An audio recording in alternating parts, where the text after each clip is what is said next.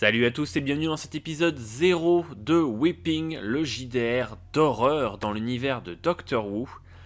Pour vous expliquer un petit peu ce qu'il va se passer dans l'épisode de la semaine prochaine, qui sera l'épisode 1, eh bien en fait, mes 4 joueurs, n'étaient pas au courant qu'il s'agissait d'un JDR dans l'univers de Doctor Who.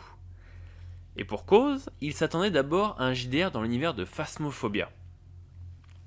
Du coup, ayant trompé leur méfiance, j'ai mis en place du coup ce petit JDR et leurs réactions, donc les réactions que vous verrez, seront au plus naturelles possible puisque c'est un monde auquel ils sont complètement étrangers. Donc si vous voyez par moment des réactions qui sont peut-être illogiques selon vous, dites-vous que c'est parce que vous connaissez le contexte, mais eux ne le connaissent pas. Tout de suite, nous allons donc parler du livret de règles de ce JDR car les règles seront légèrement différentes de celles d'Artefact. Tout d'abord, parlons de la jauge d'état physique. La jauge d'état physique représente l'état général dans lequel se trouve le joueur. Elle est découpée en 5 parties.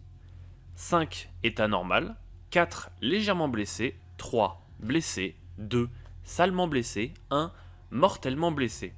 Ces divers stades peuvent être améliorés par l'utilisation de matériel de soins et ou par les compétences médicales d'un joueur. La jauge santé mentale comprend 10 cases qui se videront au fur et à mesure que votre personnage sera témoin de phénomènes étranges ou face à des situations qui sont stressantes. Elle est liée aux statistiques secondaires ainsi qu'à la statistique principale mentale, et à un nouveau principe intégré, les obsessions. Plus cette jauge diminuera, plus votre personnage sera sensible aux événements paranormaux ou à de potentielles hallucinations visuelles et ou auditives. Donc comme vous pouvez le voir, ce JDR a été construit pour l'univers de Phasmophobia, pour justement encore plus tromper la vigilance des joueurs. La jauge de santé mentale se divise donc comme suit.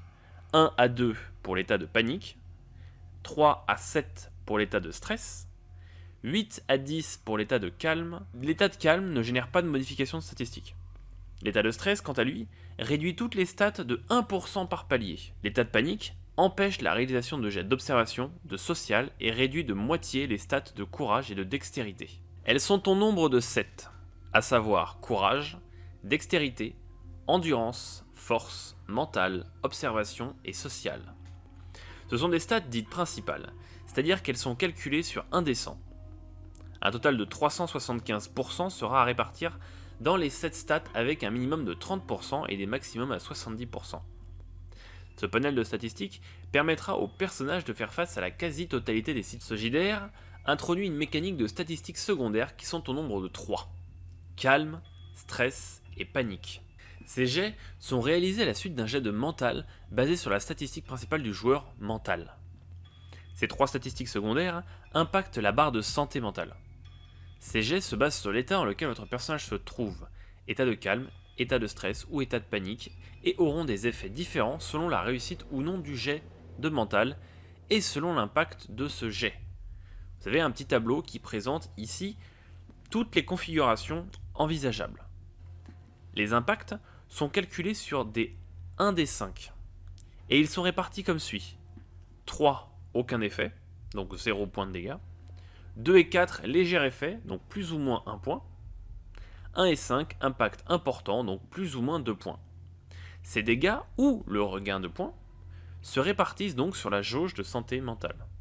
En fonction de la situation et de l'état mental du joueur, les jets de calme, stress et panique d'un joueur pourront générer d'autres jets aux autres joueurs à proximité. Calme peut générer des jets de calme ou de stress peut générer des jets de stress ou de panique peut générer des stress ou de panique. Les compétences sont des capacités n'apportant aucun bonus ni malus au jet de dés, mais constituent des domaines de maîtrise que seul un joueur pourra exercer. Elles sont au nombre de 3. Par exemple, si J1 dispose de la compétence crochetage, il sera le seul à pouvoir crocheter efficacement une serrure. Cela n'empêche bien sûr pas les autres joueurs de tenter de crocheter la porte, mais leur efficacité sera bien moindre du fait de l'absence du savoir-faire du joueur. Qualités et défauts.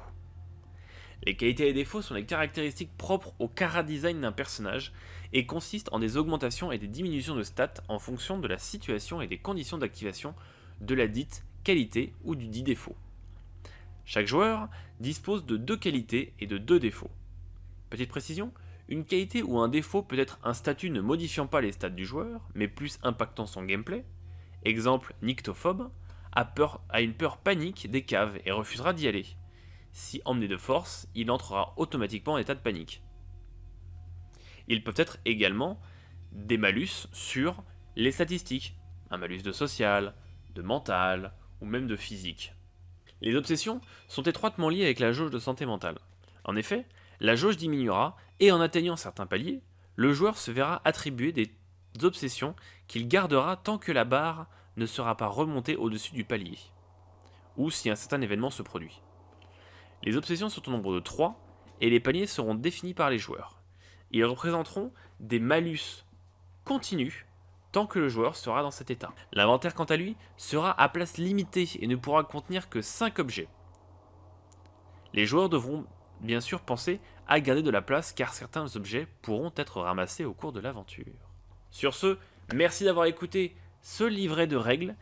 Les personnages seront présentés au début de l'épisode 1. Je vous laisse donc avec un mini trailer, c'est-à-dire l'introduction de cette nouvelle série Whippings, un JDR Doctor Who, présenté par Alter Ego JDR.